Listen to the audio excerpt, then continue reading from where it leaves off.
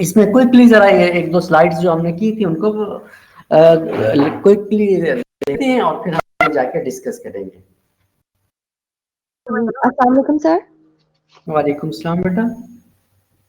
जी sir, last time हम लोगों ने यही डिस्कस किया था कि how ethics are important in the wellbeing of the occupants of the building और the community which we are residing in, and how if we're following the ethics, how this will impact our environment, our built environment, our natural environment, and how we can benefit by actually practicing ethics of environment and building design.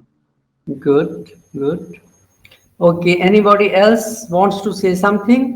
Okay, then let's proceed with today's session.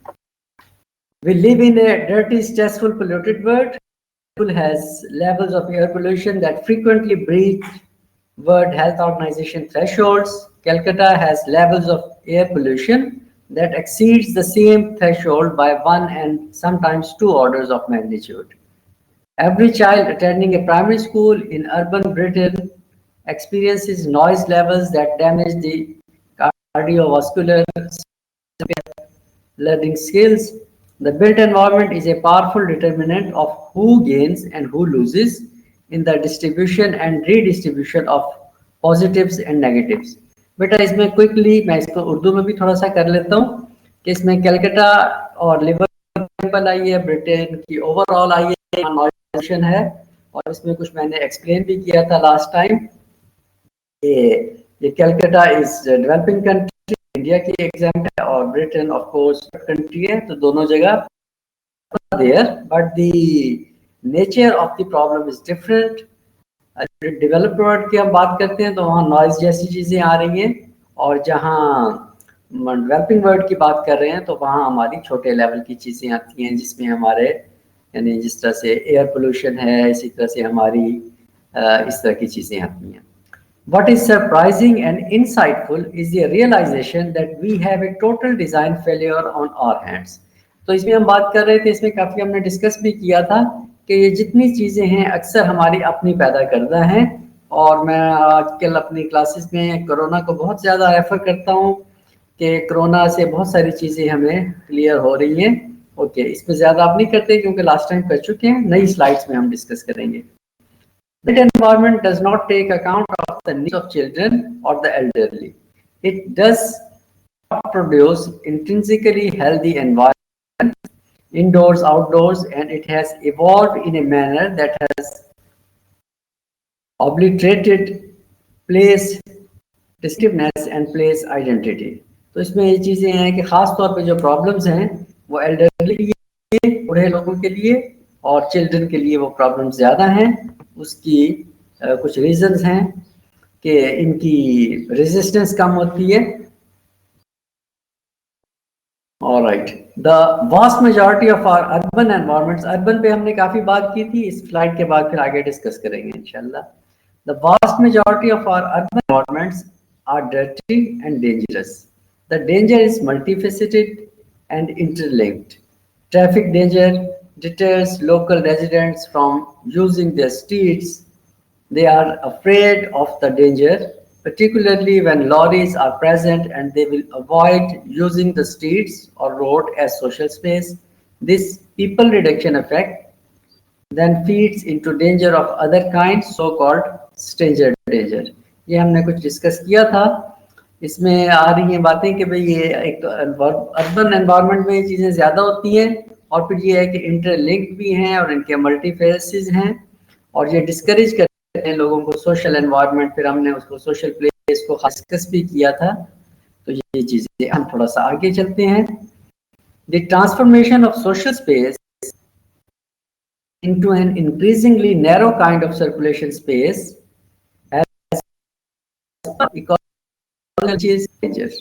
Motorized है इसमें, the transformation of space increasing circulation space has ecological niches and danger. इसको थोड़ा सा discuss कर लेते हैं।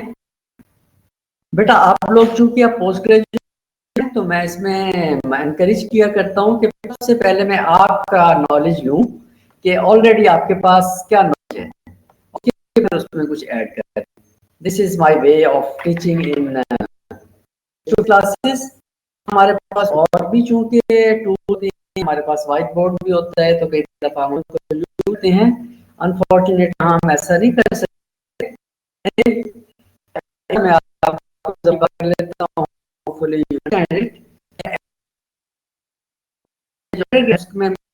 मैं जरा ट्राई टू विजुअलाइज जो मैं बोल रहा हूँ इसको अपने ज़हन में आप एक बनाने की कोशिश करेंगे तो आपको फिर इजीली समझ आएगा। मैं एक इस तरह से किया करता हूँ कि एक तरफ मैं स्टूडेंट रखता हूँ, एक तरफ टीचर रखता हूँ और फिर मैं एरो यूज करता हूँ। एक एरो में आता हूँ स्टूडेंट की तरफ, टीचर की तरफ से। It starts from teacher to the student और इसमें ये है कि undergraduate. Is this point clear? Undergraduate level पे क्या होता है, टीचर स्टूडेंट को बता रहे होते हैं। ओके विस्मा, और बेटा कोशिश करें कि अपना अनम्यूट करके बोल लिया करें, उससे बेहतर रहेगा। हमारी पिछले सेशन में कुछ क्लासेस थी उसमें हमारा पढ़ी थी तो स्टूडेंट मैसेज करते थे। अब मैं आपको कह रहा हूं ऐसा है, everybody please speak. Yes, you are typing better if you unmute your mic and say something. Anyway, voice आप वॉइस के मतलब बेटा जरा क्या आपको मेरी आवाज नहीं शायद इशू इससे पहले भी किसी ने लिखा था जी बेटा। अब आपको आवाज ठीक आ रही? अब आपको आवाज ठीक आ रही? यस बेटा बोलिए ताकि मुझे भी आपका पता चले कि आपकी भी ठीक आ रही है मुझे। जी सर, अभी जो आपने बोला है अभी आवाज आई है सर। अभी अभी आपने करंटली जो बोला। That's good. ओके बेटा, इसमें हम चल रहे हैं the transformation of social space into increasingly narrow kind of circulation space. ये जो चीज हमारी पीछे से चल रही है एनवायरनमेंट की, जब हम बात कर रहे हैं पिछली दफा हमने खासा एक्सप्लेन कर लिया था कि एनवायरनमेंट बिस्मा ने खास तौर पे उस पर काफी डिस्कस किया था। इसके काफी क्वेश्चन थे तो उस पर फिर डिस्कशन में करता रहा कि एनवायरनमेंट के मुख्तलिफ डायमेंशन हैं जो हमने डिस्कस कर लिए थे। एक तो ओवरऑल एनवायरनमेंट है जो ज्यादातर बायोलॉजिकल एस्पेक्ट से रिलेटेड है, बॉटनी जिसे कहते हैं। तो हमारा यहाँ एनवायरनमेंट, हम जब एनवायरनमेंट की बात करते हैं तो हमारा बिल्ट एनवायरनमेंट है, हम इसके साथ बात करते हैं। Environment is a very broad word, it has different dimensions, ये हमने डिस्कस कर ली थी चीजें। अब ये है कि इसमें मैंने न्यूजीलैंड की भी कुछ एग्जांपल्स दी थी कि वो बिल्कुल नेचुरल एनवायरनमेंट रखने की कोशिश कर रहे हैं, यहाँ तक कि वो कहते हैं कि बीचेस पे कोई चीज ना बनाए, वहां कोई बेंच भी ना रखें, वहां कोई अम्ब्रेला ना रखें, there should be nothing, it should be just natural. ये बातें काफी डिटेल से हो गई थी। तो अब ये है कि हम उसमें आ रहे हैं कि जैसे मोटराइज ट्रैफिक है, कार जो भी मोटर रिलेटेड है साइकिल के अलावा, और जो एनिमल ड्रिवन के अलावा, वो तो आजकल बाहर की दुनिया में तो है भी नहीं, लेकिन हमारे यहाँ काफी सारी है अभी भी, बाहर बहुत कम है। तो ये motorise traffic has opened up ecological niches for danger. कि ये मोटराइज ट्रैफिक जितनी है, सर्कुलेशन स्पेस की बात हुई है और सर्कुलेशन स्पेस में ब्रैकेट में मोटराइज्ड इसलिए लिखा है कि ये ज्यादातर इसका कंसर्न मोटराइज ट्रैफिक के साथ है, जो भी वो मोटरसाइकिल से लेके कार, बस, ट्रक, जहाज तक, ये सारी चीजें हैं। This process is well recognized by local residents and by those most directly affected. It produces unattractive space and it destroys one of the foundations of social interaction. इसमें हमने कुछ डिस्कशन पिछली दफा की थी। बेटा कोई थोड़ा सा क्विकली करेंगे, सोशल स्पेस में हमने क्या डिस्कशन की थी? यस, हु इज वॉलंटियर, वरना फिर मैं नाम लेके पूछूंगा।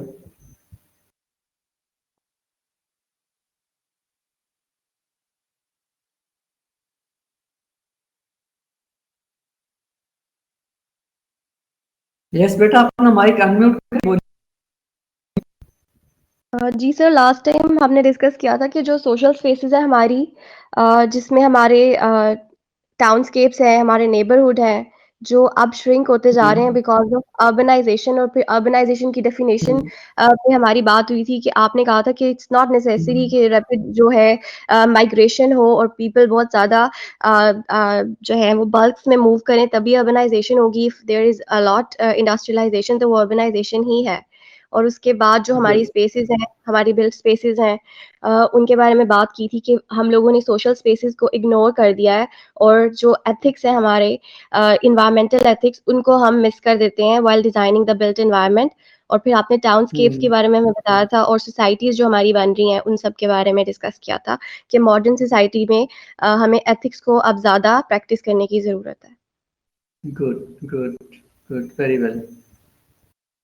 तो इसमें बात आ रही है कि इस सारे प्रोसेस में ये सर्कुलेशन स्पेस ये चीज़ें हुई हैं, तो उसमें क्या हो रहा है कि लोग डिस्करेज हो रहे हैं सोशल स्पेस को यूज़ करने में। एक चीज़ हुआ करती थी गांव जब रूरल लाइफ थी तो उसमें ख़ास तौर पे होता था कि एक बहुत पुराना सा दरख्त होता था जिसका साया भी बहुत ज़्यादा होता था और उसके नीचे लोग बैठा करते थे। वही एक सोशल गैदरिंग हुआ करती थी। वहाँ रोजाना शाम को लोग बैठते थे, आफ्टरनून में बैठते थे। कुछ लोग डे टाइम में भी होते थे, लेकिन डे टाइम में लोग अपने काम में भी लगे रहते थे। तो जब फारिग होते शाम को खास तौर पे सब लोग वहाँ इकट्ठे होते थे। खास तौर पे मर्द होते थे, वो उधर बैठते थे, हुक्का वगैरह पीना, गपशप करनी, हालात सियासत वगैरह ये चीजें भी चलती थी। वहीं करीब बच्चे खेल रहे होते थे, उनको वो देख भी रहे होते थे, लुक आफ्टर कर रहे होते थे, किसी को गाइड भी कर रहे हैं। और इसी तरह से खवातीन का भी कोई इसी तरह से अपना इस तरह की चीजें हुआ करती थी। लेकिन अब रूरल लाइफ तो खैर है ही नहीं।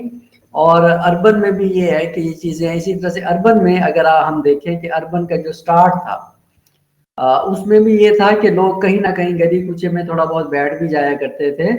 और कहीं अब भी बहुत छोटे छोटे शहरों में, बहुत छोटे छोटे टाउन्स में कहूँगा, शहर नहीं कहूँगा, बहुत छोटे छोटे इलाकों में अभी भी किसी हद तक गलियां भी खुली हैं और वहां पे लोग इस तरह थोड़ा बहुत बैठते भी हैं। Yes, will anybody share his और हर एक्सपीरियंस? ये जो बात मैंने की है जैस सर इसे जिरगा कहते हैं ना, जिसकी आप बात कर रहे हैं? Yes, okay. मुख्तलिफ लैंग्वेज में, मुख्तलिफ कल्चर्स में इसका इसी तरह एक जिरगा भी है। यस, इसी तरह से इसको मुख्तलिफ और नाम भी हैं। It's alright, it's alright. Yes बेटा। सर मेरा एक एक्सपीरियंस है कि पहले टाइम पे क्योंकि सिक्योरिटी ज़्यादा थी तो लोग अपने बच्चों को भी रात में या शाम के टाइम खवातीन भी निकल जाती थी वॉक के लिए अपनी गलियों में, और कभी कभी सीट्स रख के छोटी चारपाइयाँ ये सब रख के गलियों में लोग बैठते थे। लेकिन अब due to the security reasons के स्नैचिंग होती है और लोग बस बैठे बैठाए लोगों को मार के चले जाते हैं। तो I think security is the main issue जिसकी वजह से ये सोशल गैदरिंग्स अब खत्म हो गई हैं। Good point, good point. तो इससे ये चीजें हो रही हैं कि जैसे आपने एक बताया सिक्योरिटी इशू, अब ये भी क्या है मोटराइज्ड की तरफ से। आमतौर पे क्या होता है, स्नैच करके किस पे जाते हैं, पैदल तो नहीं जाते, मोटरसाइकिल पे जा रहे हैं। तो ये मोटराइज्ड की बात आ जाती है कि मोटर्स को मिसयूज किया जा रहा है। जहाँ कहीं भी है आमतौर पे मोटर्स को मिसयूज किया जा रहा है किसी भी अंदाज में। तो ये ऐसे, yes, it is a good point. अभी कल परसों की ही बात है कि एक शाम के वक्त मैं गुजर रहा था एक रोड से मुल्तान में, तो यहाँ इस तरह के वाक़यात नहीं सुने जाते। लेकिन उस दिन मैंने, उस शाम में मैंने सुना कि एक स्नैच करने की कोशिश की। खैर वो लोगों ने पकड़ लिया उसको, तो उसको वो हो नहीं सका, कामयाब नहीं हो सका। तो इससे शुक्र है कि वो डिस्करेज हुए होंगे, वरना अगर ये कामयाब हो जाते तो फिर आगे भी इस तरह के वाक़यात हो सकते थे। तो ये सोशल स्पेस की हम बात कर रहे हैं, सोशल इंटरेक्शन की बात कर रहे हैं। इस तरह से लोग बैठा करते थे, गपशप करते थे, ओपन एनवायरनमेंट भी होता था, फ्रेश एयर भी होती थी, lot of things, and this is now discouraged. Yes Imran, आपने शायद अनम्यूट किया है। Are you going to say something?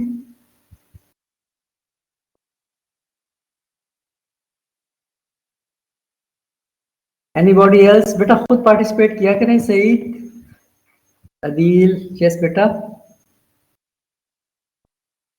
Okay, next slide पे हम आ रहे हैं। From an ethical perspective, we are witnessing a transformation that penalizes those without a voice. ये बहुत इंटरेस्टिंग पॉइंट है बेटा, बहुत इंटरेस्टिंग पॉइंट है। क्या हो रहा है कि पेनलाइज उसको किया जा रहा है जिसकी वॉइस नहीं है, उसको सजा मिल रही है जिसकी कोई वॉइस नहीं है, जिसकी कोई से नहीं है, जिसकी कोई, यानी उसमें एग्जांपल दी गई है चिल्ड्रन की, कि जिसकी जो वल्नरेबल हैं, जो वीक हैं, उनको सजा भुगतनी पड़ रही है। And rewards those with higher levels of material wealth. अब कार ड्राइवर है तो वो लेके, अब कार जिसके पास है तो उसके पास जाहिर है कि वेल्थ है, मटेरियल है उसके पास, तो उनको क्या होता है, is she is wealthy person. अब क्या है कि वो बेनिफिट ले रहे हैं। इसमें मुख्तलिफ एग्जांपल्स हैं। मिसाल के तौर पे लास्ट टाइम मैंने एक बात की थी कि शायद मैंने की है मैंने इस क्लास में लास्ट टाइम, कि टीवी, हमारे बचपन में टीवी का इस्तेमाल पॉजिटिव चीज़ों के लिए, सोशल एजुकेशन के लिए होता था। अब भी बाहर की दुनिया में होता है लेकिन पाकिस्तान में बहुत कम हो गया है। एनीवे, अब ये कार की एग्जांपल में मुझे याद आ रहा है कि हमारे अपने बचपन का टाइम था तो उसमें हम देखा करते थे, टीवी पे दिखाया जा रहा होता था कि एक आदमी तेजी से कार लेके जा रहा है और रास्ते में पानी, कहीं कीचड़, बारिश वगैरह है तो उसमें से वो तेजी से गुजर रहा है तो वो स्प्लैश हो रहा है पानी, कीचड़ वगैरह। और साथ ही एक आदमी, एक नौजवान जा रहा है, वो इंटरव्यू देने जा रहा है नए कपड़े पहन के और अपनी फाइल वगैरह लेके, सब छींटें उस पर जाती हैं और वो फिर इंटरव्यू में नहीं जा सकता, उसकी जॉब रह जाती है। तो इस तरह की एग्जांपल्स दी जाती थी। तो इसमें भी यही बात की गई है कि कार ड्राइवर है, कार ओनर है, तो वो, उसको बेनिफिट मिल रहा है कि वो अपनी कार भगा के जा रहा है, फटाफट पहुंच रहा है। और जो आदमी वल्नरेबल है, पैदल जा रहा है, बच्चे हैं, एल्डरली हैं, गरीब हैं, कमज़ोर हैं, बीमार हैं और बगैर कार के हैं, तो वो लोग सफ़र कर रहे हैं। And reorganizes the built environment with no reference to any process of debate, consensus building with local residents। अब इसमें क्या है कि लोकल रेजिडेंट्स को आम तौर पे इन चीज़ों में नहीं लिया जाता। ये पब्लिक पार्टिसिपेशन, इसका एक कंपोनेंट आगे जाके हमारी स्लाइड्स में आएगा। आज इंशाल्लाह ये चीज़ें हम करेंगे दोनों लेक्चर्स में, अब में और शाम तक।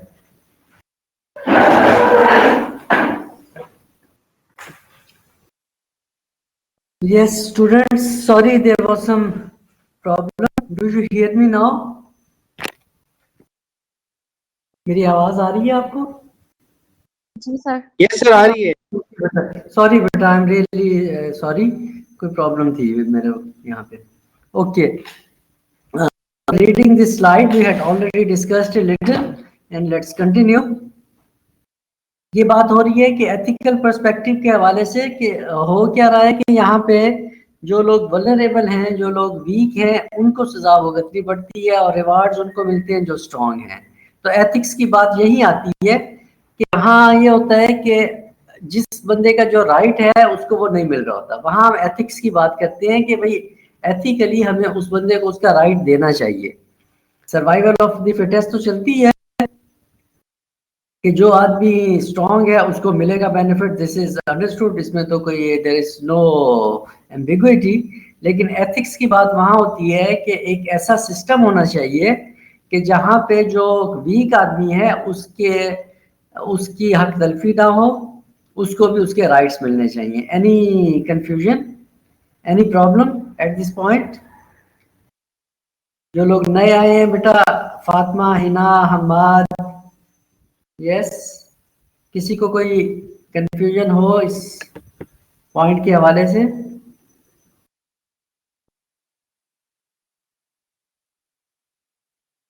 यस बेटा, अपना माइक अनम्यूट करके बोलिए। हम्माद, हिना।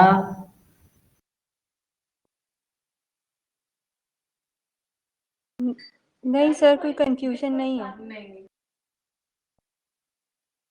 अच्छा, चलो ठीक है, कंफ्यूजन नहीं है। ओके बेटा, ठीक है, ठीक है। This transformation can be characterised as the boiling frog syndrome. ये एक बॉइलिंग फ्रॉग सिंड्रोम है, ये हम आगे अगली स्लाइड पर डिस्कस करते हैं। इसमें क्या है कि एक फ्रॉग के बारे में ये कंसेप्ट है कि अगर वो ठंडे पानी में होता है तो, और ठंडा पानी, ये आगे बाद में स्लाइड पढ़ भी लेंगे, मैं पहले आपको वैसे ही ज़बानी बता देता हूँ। ये चलिए पढ़ लेते हैं पहले। तो इसमें क्या है कि if you throw a frog into a pot of boiling water he will jump out, but if you place a frog into a pot of cold water and turn the heat on, it will float there placidly. As the water gradually heats up, the frog will sink into a tranquil spot, and before long, with a smile on its face, it will unresistingly allow itself to be boiled to death. ये frog के बारे में एक concept है और ये हम discuss करते हैं, we can also apply it to human beings. इसमें क्या बताया गया है कि अगर तो किसी बॉइलिंग वाटर के अंदर फ्रॉग को डालें तो एकदम से वो उछल के बाहर निकल आएगा, अपनी जान बचा लेगा, उसे पता है कि ये गर्म पानी है। लेकिन अगर आप ठंडे पानी में उसको डालें और नीचे आग जला दें, आहिस्ता आहिस्ता वो फ्रॉग वो हो रहा है, अपना बॉइलिंग वाटर के अंदर है और आहिस्ता आहिस्ता पानी गर्म हो रहा है, तो जब तक वो होता है, पानी गर्म होता है, उस वक्त उसके अंदर हिम्मत ही नहीं रहती और फिर वो उसमें से निकलने की कोशिश ही नहीं करता। Is it clear? ये बात क्लियर हो गई है सबको? Yes sir, clear. Okay, concept बेटा आपकी आवाज डिस्टॉर्ट हो रही है। अब कौन सही बात कर रहे हैं? मेरा ख्याल है मुझे आवाज नहीं आ रही आपकी। हेलो,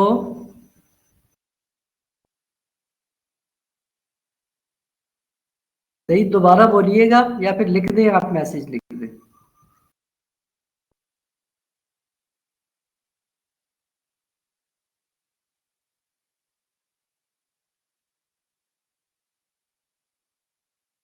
अच्छा, मुझे जो आइडिया हो रहा है, आप क्या पूछना चाह रहे हैं कि भाई ये कंसेप्ट है। हाँ बेटा, ये एक कंसेप्ट है, ये बहुत ज़्यादा अप्लाई होता है। इसमें ये है कि इसका इससे हम इन्फ्रेंस जो हम ले रहे होते हैं, जो हम इससे लेसन लर्न कर रहे होते हैं, वो ये है कि अगर आप एकदम से किसी अनप्लेजेंट सिचुएशन में चले जाते हैं, तो there is more likeliness that you will get out of it safely. आप एकदम से लेकिन अगर आप किसी माहौल के अंदर रहते हैं और आहिस्ता आहिस्ता वो माहौल बदल रहा होता है, तो फिर आपको फील ही नहीं होता। मिसाल के तौर पे जो बच्चे बाहर होते हैं, पाकिस्तान आते हैं, तो एकदम से उन्हें फील होता है कि यहाँ तो बदतमीजी होती है। ये मैंने बहुत सारे केसेस में देखा है, सुना है, लोगों से इंटरेक्शन होता है, तो पता चलता है कि जी जो बाहर से बच्चे आते हैं, एकदम से आते ही वो इस तरह कहते हैं, लेकिन जो बच्चे यहाँ रह रहे हैं उन्हें फील ही नहीं होता। वो समझते हैं कि यहाँ की लाइफ इसी तरह से है। मुझे याद आ रहा है कि एक दफ़ा मैं इस्लामाबाद में इसी तरह से F9 पार्क के करीब से गुजर रहा था और वहाँ कोई क्रिकेट मैच हो रहा था और कोई कमेंट्री चल रही थी। I was just driving by, तो मैंने ऐसे जितनी आवाज़ मेरे कान में पड़ी, उधर से मैं रोड से जितनी देर में गुजरा, तो आई वाज एस्टॉनिश्ड कि जिस तरह से वो बात कर रहे थे, तो मुझे उसमें से बदतमीजी का एलिमेंट लग रहा था। तो मैं सोच रहा था कि अब क्या पाकिस्तान में, मैं भी काफ़ी देर बाद आया था, तो मुझे आई वाज शॉक्ड कि यहाँ इस तरह से कमेंट्री में भी इस तरह की लैंग्वेज यूज़ की जाती है, वेरी अनप्लेजेंट, वेरी इनडिसेंट। तो ये मेरा अपना, this is my personal experience.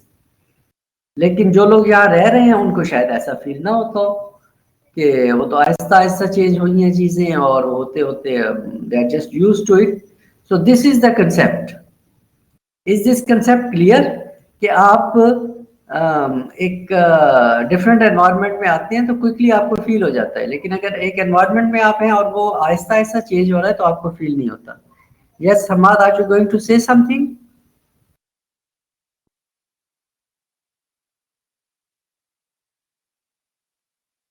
आपका माइक अनम्यूट हुआ है शायद।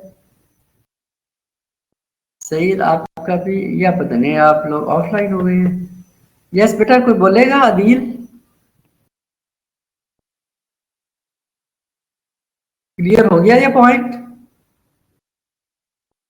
बेटा आप लोग अगर जल्दी रिस्पांस करेंगे तो हम ये दोबारा बताइएगा, मेरा डिस्कनेक्ट हो गया था सर।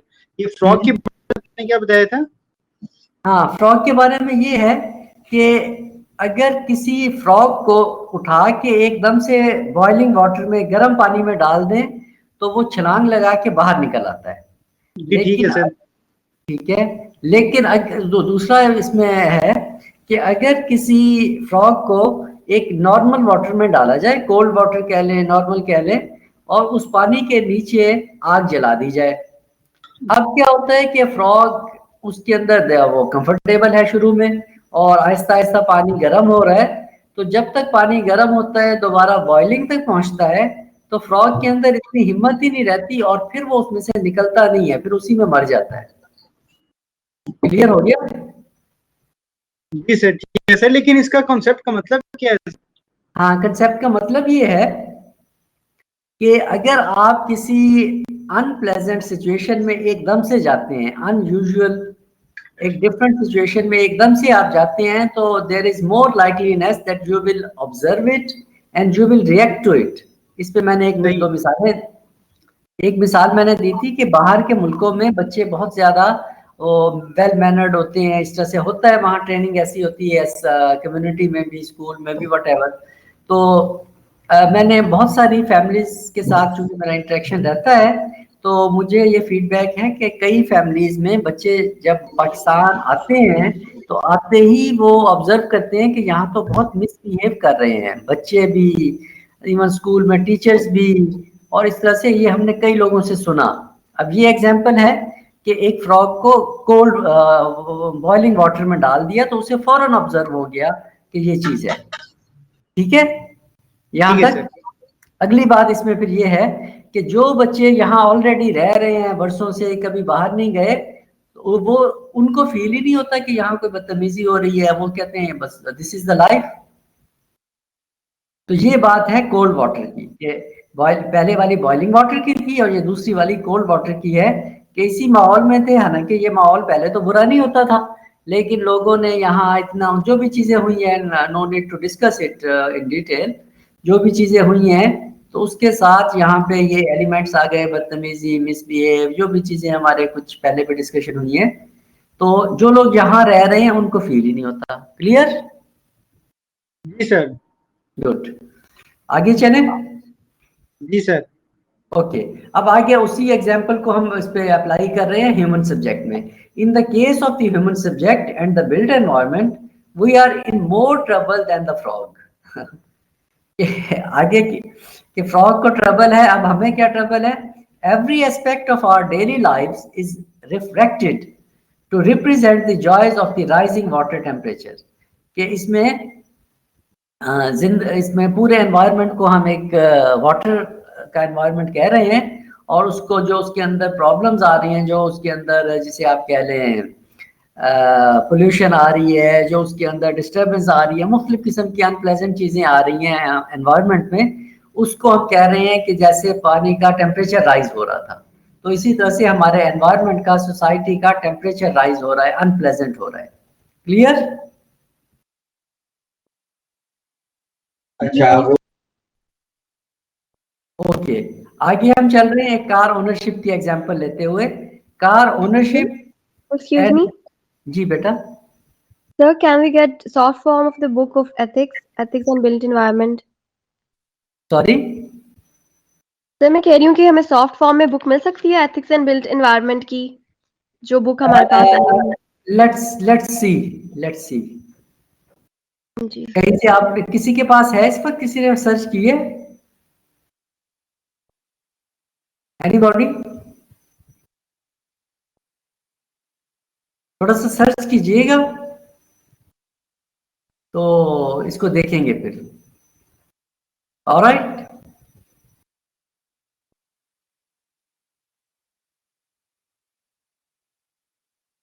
ऑलराइट बेटा, बाज दफा किसी का रिस्पॉन्स नहीं आता बहुत देर तक, तो मुझे होता है कि कोई डिस्कनेक्ट तो नहीं हो गया।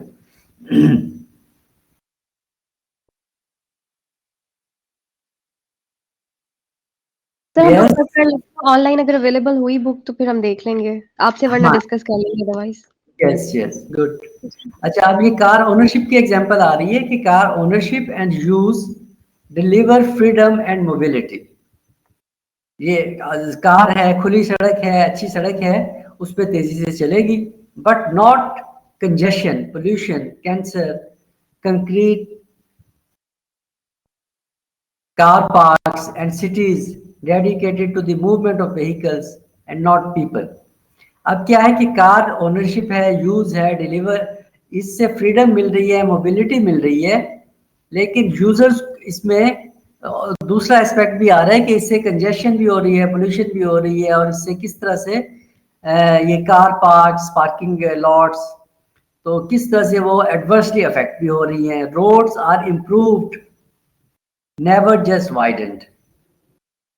इम्प्रूव की जाती हैं रोड्स, लेकिन cars are made safer but only for those inside the car, के अंदर अब कार को बहुत ज़्यादा वो किया जाता है। आजकल तो ये चीज़ें हैं कि यानी फुली लोडेड के एक टर्म जैसे यूज़ होती है, तो कार के अंदर बैठे बैठे भी आप ऐसे बैठे हैं जैसे ड्राइंग रूम में बैठे हैं, लेकिन बाहर वाले बंदों के साथ क्या हो रहा है तो वो यू ऑलरेडी नो, और हमने कुछ डिस्कस भी किया है, कुछ एग्जांपल्स भी किए हैं। Vehicle exhaust emissions are cleaner than city air, but are never used to provide clean air in the offices of vehicle manufacturers. ये मुख्तलिफ एस्पेक्ट्स हैं, इसमें मुख्तलिफ स्टेक होल्डर्स डिस्कस हुए हैं, इवन कार मैन्युफैक्चरर्स भी इसके अंदर डिस्कस हुए हैं कि ये चीज़ें, इवन जो वर्किंग एनवायरनमेंट है, जो इंडस्ट्रीज है, उसके अंदर भी वो चीज़ नहीं है। और कार बना रहे हैं और उनकी अपनी हेल्थ अफेक्ट हो रही है और उनका एनवायरनमेंट अफेक्ट हो रहा है, लेकिन कार जब बन के आ रही है तो जो उसका यूज़र है, जो ओनर है, उसको तो बेनिफिट मिल रहा है, लेकिन कितने और लोग इससे अफेक्ट हो रहे हैं, एडवर्सली अफेक्ट हो रहे हैं, नुकसान हो रहा है जिन लोगों का। और urban way of life is centred on the built environment. अब वो हम कर चुके हैं डिस्कस कि हमारे जितनी भी अर्बन चीज़ें हैं तो उसमें ये बिल्ट वाली चीज़ें ज़्यादा हैं। We live, work, shop and play in its buildings, we depend on its large scale medical facilities for health care, and we travel increasingly often on an increasingly lengthy journeys by motorized transport to collect all these things।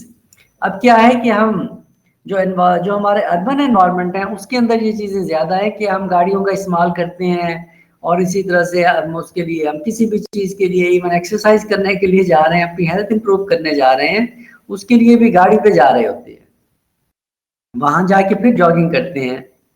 लेकिन अगर ऐसे हो कि अब हमारे environment के अंदर ही ये फैसिलिटीज़ हों, घर से बाहर निकल के ही हम जॉगिंग कर लें, तो it will be more economical and more natural. The transport alone can account for 30 to 40% of the surface area. बेटा एक चीज़ शायद बिस्मा ने कही थी शुरू में कि हमें अर्बन प्लानिंग के हवाले से चीज़ें, तो ये एक एस्पेक्ट इसमें आ रहा है कि जब हम कोई हाउसिंग स्कीम्स बनाते हैं तो उसमें हम तकरीबन 25% तो ट्रांसपोर्ट के लिए जगह छोड़ते हैं, उसमें it is inclusive of roads, और रोड्स में भी जितनी जो वे ऑफ लाइफ जिसको हम कहते हैं right of way. Right of वे मालूम है किसी को? What is the definition of right of way?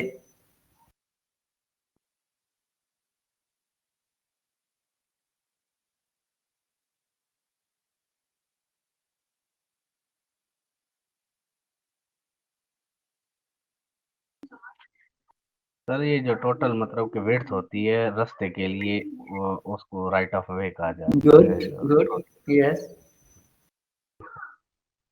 Anybody else? एक दफा मैं क्लास में था तो एक स्टूडेंट ने इतनी जबरदस्त डेमोन्स्ट्रेशन दी इसकी, आई वाज रियली सरप्राइज्ड। उसने क्या किया कि 2 किताबें हाथ में पकड़ी और कहता है सर ये एक वॉल है, ये दूसरी वॉल है, इसके दरमियान की जो जगह है ये सारी राइट ऑफ वे है। तो इस तरह से बिल्कुल सिंपल सी लेकिन बहुत ही कम्प्रीहेंसिव, कि इसको दूसरे लफ्जों में वॉल टू वॉल डिस्टेंस भी कहते हैं।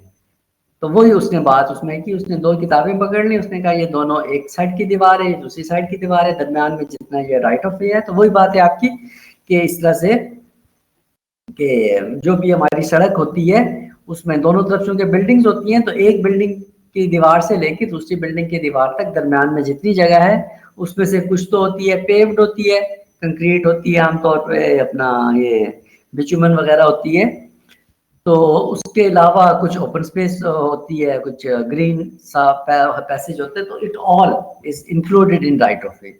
एक बात ये, राइट ऑफ वे भी उसमें शामिल होता है, फिर उसके अंदर जो पार्किंग स्पेसिस हैं वो भी शामिल होती हैं।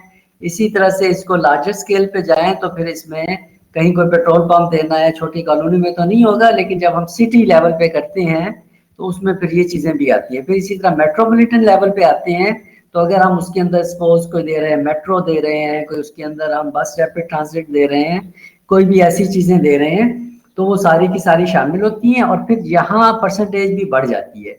अब जैसे यहाँ आ रहा है 30 to 40% of the surface area. तो इसमें ये होता है कि अगर मिसाल के तौर पे हमारे पास से 1000 स्क्वायर किलोमीटर एक जगह मौजूद है, तो उसमें से 300 to 400 स्क्वायर किलोमीटर्स ये हमारा सिर्फ इन फैसिलिटीज के लिए इस्तेमाल होता है, ये बड़े शहरों में, मेट्रोपॉलिटन में, इस तरह से करके। Is this clear?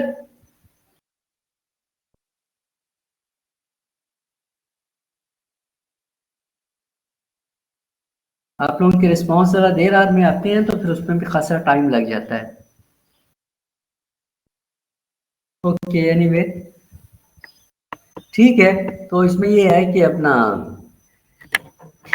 ये हमारा ट्रांसपोर्ट में बहुत सारा यूज होता है, और वो होता क्या है कि this is for the interaction with place and between the places and between place and the people.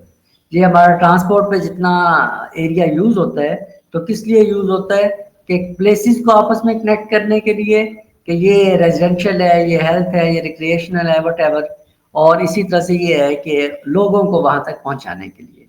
Okay बेटा, अभी ब्रेक कर लें।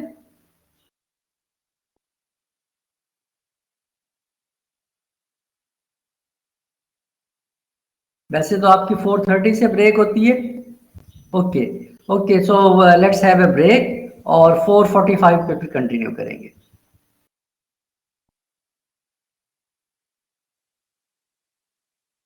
अभी सिर्फ 2 ही लोग हैं यहाँ, 5 मिनट और वेट कर लें। Adeel and Bisma are there. अस्सलाम वालेकुम सर। जी बेटा, वालेकुम सलाम। और सर अभी तो हमारा नेक्स्ट सेशन स्टार्ट हो जाएगा ना, तो नेक्स्ट सेशन में ज्वाइन कर लेंगे फिर 45 मिनट पे। यस ठीक है बेटा। जी। और सर मैंने बुक सर्च की है, ऑनलाइन अवेलेबल नहीं है, आपके पास अगर है तो आप हमसे शेयर कर सकते हैं।